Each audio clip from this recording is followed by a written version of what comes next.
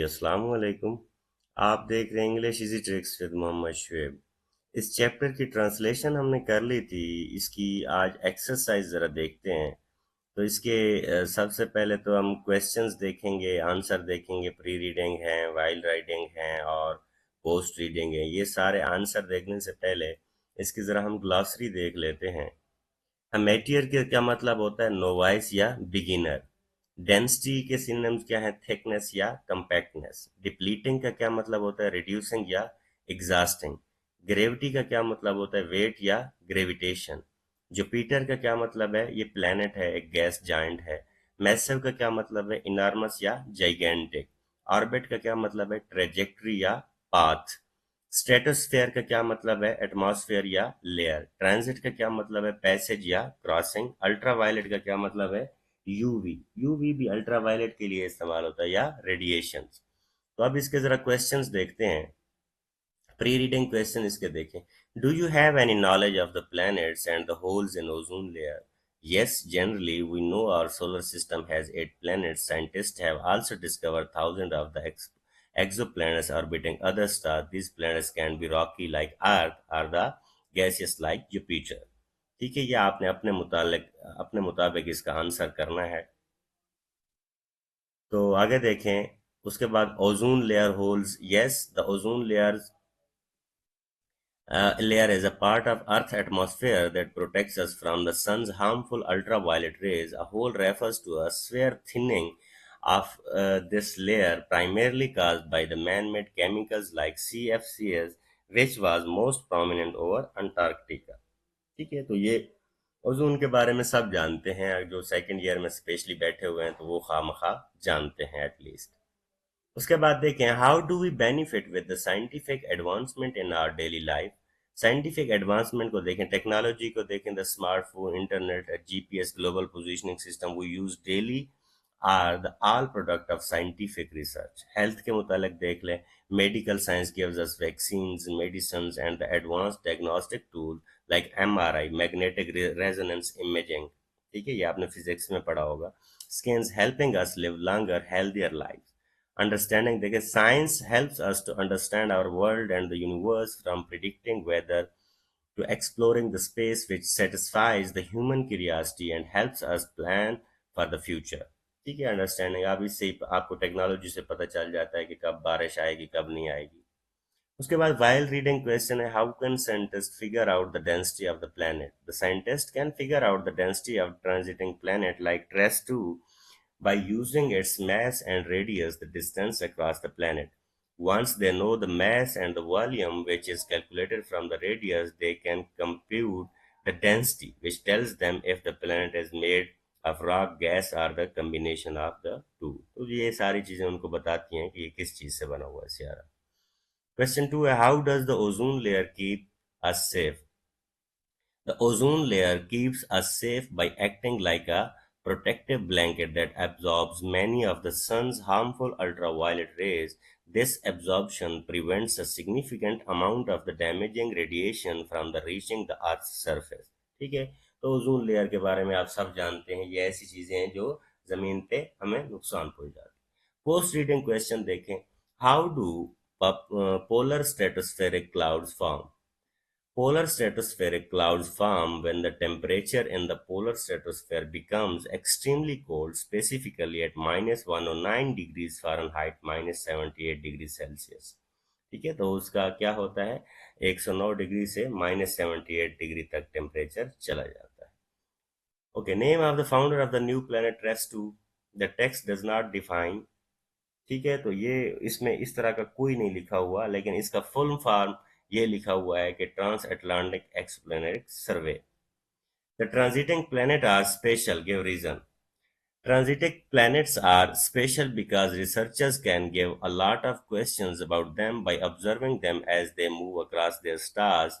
This allows scientists to determine the planet's size, the length of its year orbit, its mass, density and surface gravity. तो वो ये आपको अंदाजा लगा के बताते हैं कि इसकी ग्रेविटी क्या है, इसकी डेंसिटी क्या है, ये पथरीला है, ये जमीन है इसमें या क्या है।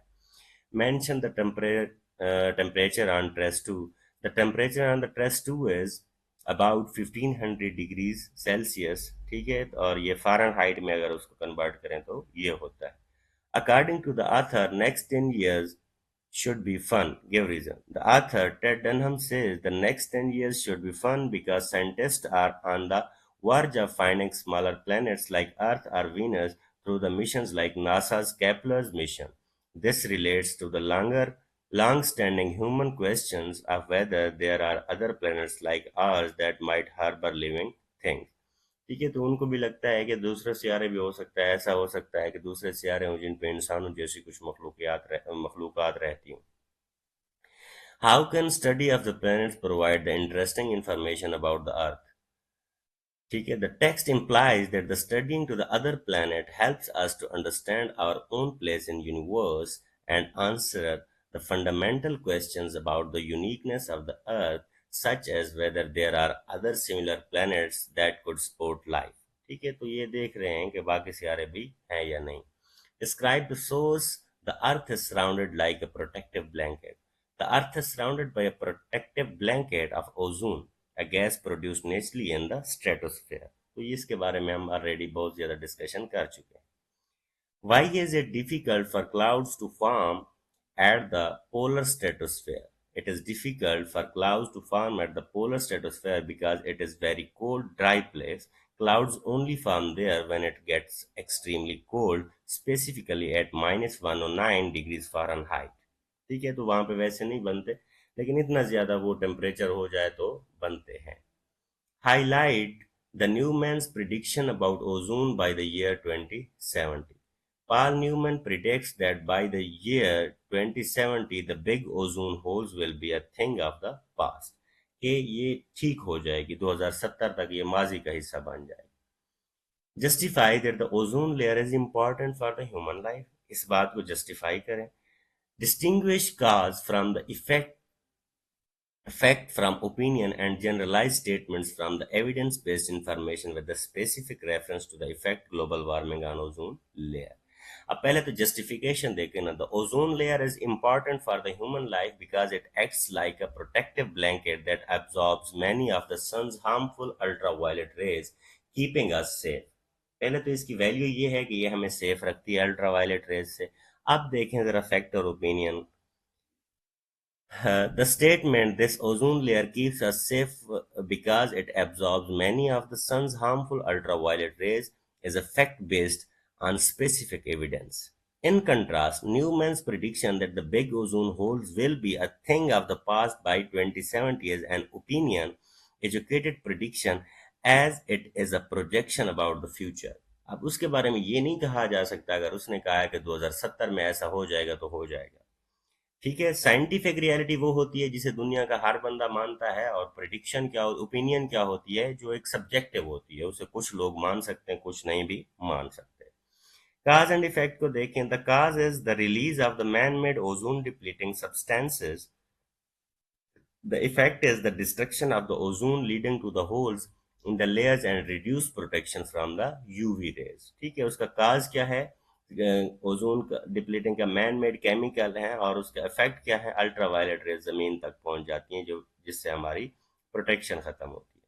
अगर जनरलाइज स्टेटमेंट्स की बात करें वैसे, और एविडेंस बेस्ड की इंफॉर्मेशन की बात करें, the text provides the evidence-based information about the ozone's hole size, such as 10.6 million square miles, and that specific chemical process involving the polar stratospheric clouds and chlorine.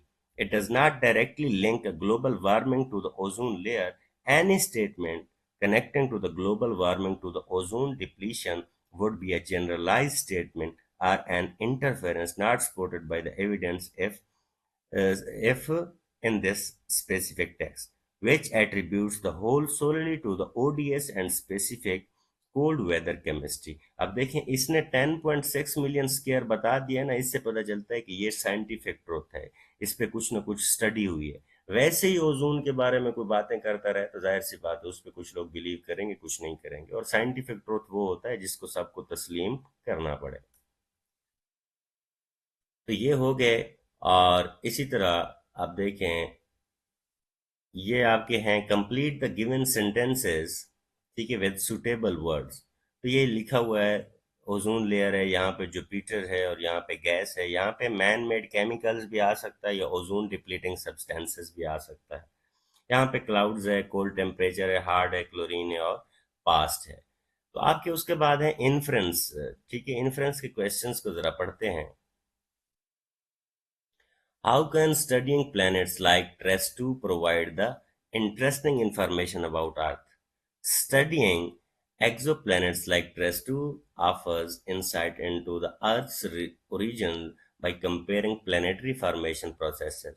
Its gas giant nature and extreme condition help scientists understand how the Earth's atmosphere and the core developed differently.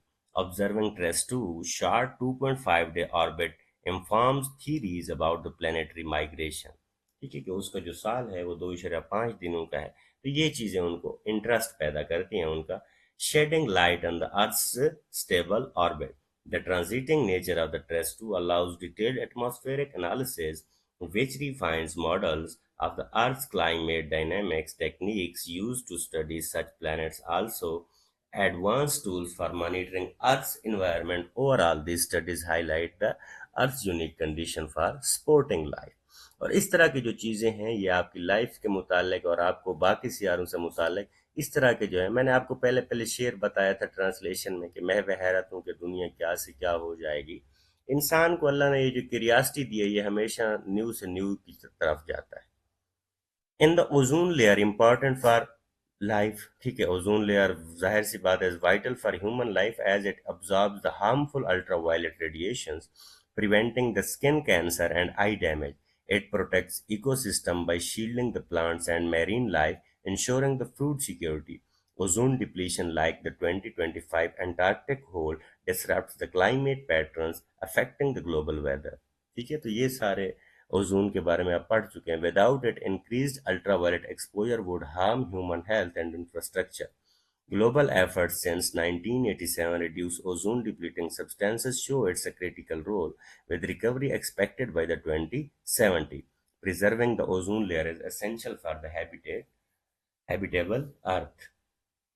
अगर ozone खत्म हो जाए तो जाहिर सी बात है जमीन पे भी जिंदगी जो है वो नामुमकिन की तरफ चली जाएगी। तो ये हो गया। उसके बाद आपकी ग्रामर एंड वोकेबलरी है। तो यहाँ पे टेंस और एस्पेक्ट हैं। टेंस आपके पास टोटल जो होते हैं वो दो होते हैं। तीसरे को मॉडल वर्ब लगा के हम फ्यूचर टेंस बना देते हैं, बाय द वे होते दो हैं। अगर आप टेंसेस को तीन भी कंसीडर कर लें तो उनके जो एस्पेक्ट होते हैं वो चार होते हैं। एक सिंपल होता है, एक कंटिन्यूअस होता है, एक परफेक्ट होता है, एक परफेक्ट कंटिन्यूअस होता है। तो इसको क्या कहते हैं? आपका एस्पेक्ट कहते हैं। तो ये यहाँ पे यही चीज टेंस एंड एस्पेक्ट। टेंस क्या है? Present, present perfect, past perfect. और एस्पेक्ट जो होते हैं ये कॉमन होते हैं, प्रोग्रेसिव कंटिन्यूअस के लिए इस्तेमाल होता है। तो यहाँ पे लिखा हुआ tense and aspect are different grammatical categories but they always come together in a given phrase. लेकिन ये होते हमेशा साथ हैं। As a practical approach to the language uses, we don't mention tense or aspect, we rather speak of the following structures। ठीक है, हम aspect नहीं बयान करते, हम ये वाले बता देते हैं, फिर हमें पता चल जाता है कि aspect क्या है, वो काम जारी है या नहीं है, वो किस तरह है। अब प्रेजेंट सिंपल को देखें, I always go out on Saturday evenings. ठीक है, इसी तरह प्रेजेंट प्रोग्रेसिव, प्रोग्रेसिव कंटिन्यूअस के लिए इस्तेमाल होता है। यहाँ पे भी लिखा हुआ है progressive aspect is continuous in several text book. तो इसको कंफ्यूज करने की जरूरत नहीं है। आई एम सिटिंग या लिसनिंग, ठीक है, इट्स रेनिंग। तो ये सारे पास्ट सिंपल में हमेशा सेकेंड फॉर्म ऑफ वर्ब आता है। पास्ट प्रोग्रेसिव में वाज वर के साथ आईएनजी आता है। प्रेजेंट परफेक्ट टेंस है, हैज हैव के साथ थर्ड फॉर्म ऑफ वर्ब आता है। इसी तरह प्रेजेंट परफेक्ट प्रोग्रेसिव है, हैव बीन हैज बीन के साथ आईएनजी फॉर्म आएगा। तो मेरा नहीं ख्याल कि इसको ज्यादा टाइम देना चाहिए। इसी तरह परफेक्ट सिंपल है, पास्ट परफेक्ट सिंपल है। ठीक है, अब ये मेरी इधर कोई गलती है, इधर पास्ट परफेक्ट सिंपल लिख दिया है इसने, तो यहाँ पे ये सिंपल की जो है ये गलती है। ठीक है, तो ये पास्ट परफेक्ट आएगा। हैड रिटन आया गया, हैड लिव्ड आ गया। पास्ट परफेक्ट प्रोग्रेसिव है तो हैड बीन या हैव बीन के साथ आईएनजी। फ्यूचर सिंपल है, फ्यूचर सिंपल के साथ विल और शेल के साथ फर्स्ट फॉर्म ऑफ वर्ब आता है। ठीक है, अब देखें यहाँ पे इसको कंफ्यूज करने की जरूरत नहीं, I will be 30 year. Will be वैसे हम फ्यूचर कंटिन्यूअस में या प्रोग्रेसिव में भी लगाते हैं, उसके बाद आईएनजी फॉर्म ऑफ वर्ब होता है, लेकिन ये विल इसके साथ हेल्पिंग वर्ब है और बी जो है इसका मेन वर्ब है, फर्स्ट फॉर्म ऑफ वर्ब है। फ्यूचर प्रोग्रेसिव को देखें तो आई विल बी फ्लाइंग और यू बी डूइंग।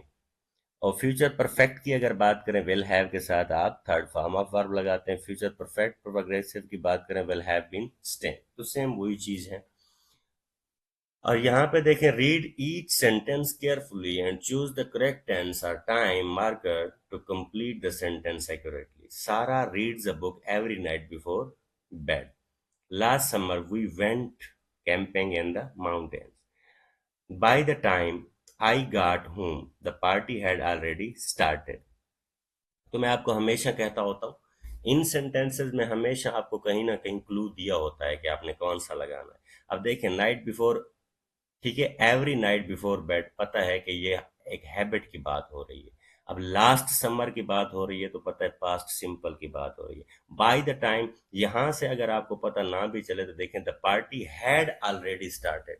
आपको कंडीशनल का पता है कि सेकंड कंडीशनल में सिंपल पास्ट और पास्ट परफेक्ट आते हैं। अगर हैड आया है तो इसके साथ भी आपने गार्ड लगा दिया। अब नेक्स्ट ईयर आ गया है तो फ्यूचर की बात हो रही है, विल सेलिब्रेट आ जाएगा। अब इसको देखें, homework his, he will finish his homework when you arrive. अब आपको पता है कि ये फर्स्ट कंडीशनल है, सिंपल के साथ आप फ्यूचर को मिक्स कर सकते हैं। राइट नाउ, राइट नाउ, अब ये राइट नाउ आपको बताता है कि ये प्रेजेंट कंटिन्यूअस की बात हो रही है। Right now they are watching a movie at cinema. Yesterday आ गया, आपको पता चल गया है कि पास्ट की बात। Yesterday Maria bake a delicious cake for, अच्छा ये बेक मैंने लिख दिया है, ये बेक्ड आएगा, ठीक है, तो इसको जरा ठीक कर लें। ये बेक्ड आएगा येलो वाला, ठीक है, तो इसको ठीक कर लीजिएगा। इन 2 वीक्स वी विल गो। अब 2 वीक्स आ गया, ठीक है, यहाँ पे आपको पता चल गया कि फ्यूचर की बात हो।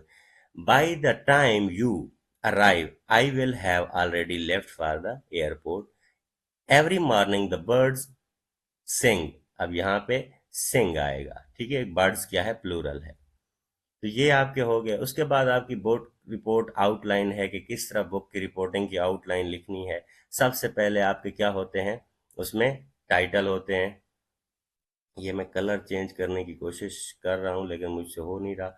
बहरहाल, तो ये देखें, इंट्रोडक्शन होता है, टाइटल होता है, ऑथर का नाम होता है, फिर ईयर कि किस साल में वो पब्लिश हुई, इसी तरह जानरा कि कौन सी टाइप है, ओवरऑल थीम उसका क्या है, ये सारी चीजें मिलके। बॉडी पैराग्राफ क्या होते हैं, आप सेटिंग के बारे में बताते हैं, पीरियड, टाइम, कैरेक्टर, डिस्क्रिप्शन के बारे में, और फिर आप एंड पे क्या दे देते हैं उसके बारे में, कंक्लूजन देख सकते हैं। तो ये बुक रिपोर्ट आपको इस तरह लिखी जाती है कि आप बुक को पढ़ते हैं, उसके बारे में इंट्रोडक्शन और फिर समरी, जो जो मेन पॉइंट है उसका एनालिसिस देते हैं, आप पर्सनल रिफ्लेक्शन देते हैं कि आप उसके बारे में क्या सोचते हैं, फिर कंक्लूजन, प्रूफ रीडिंग, एडिटिंग। तो ये इस तरह से आप किसी भी बुक के बारे में लिखते हैं। साइटेशन क्यों ज़रूरी होती है, ताकि पता चले कि आपने बुक वो पढ़ी है। उसके बाद है complete a book report worksheet following the above mentioned points. तो ये जो भी बुक आपने पढ़ी है, आपने बता देना है कि कब स्टार्ट की थी, कितने दिनों में पढ़ी है, तो पता चल जाता है कि आपने कितने लिहाज से किस कदर उसे डीपली पढ़ा है और उसमें कैरेक्टर कौन कौन से हैं। कोई भी बुक हो तो जाहिर सी बात है उस पर आप इतना कर सकते हैं कमेंट। तो यहाँ पे आपका चैप्टर खत्म होता है। होपफुली आपके लिए मैंने किसी न किसी कदर आसानी पैदा की होगी। अगर आपको लगता है तो लाइक और कमेंट ज़रूर किया करें। Thank you so much.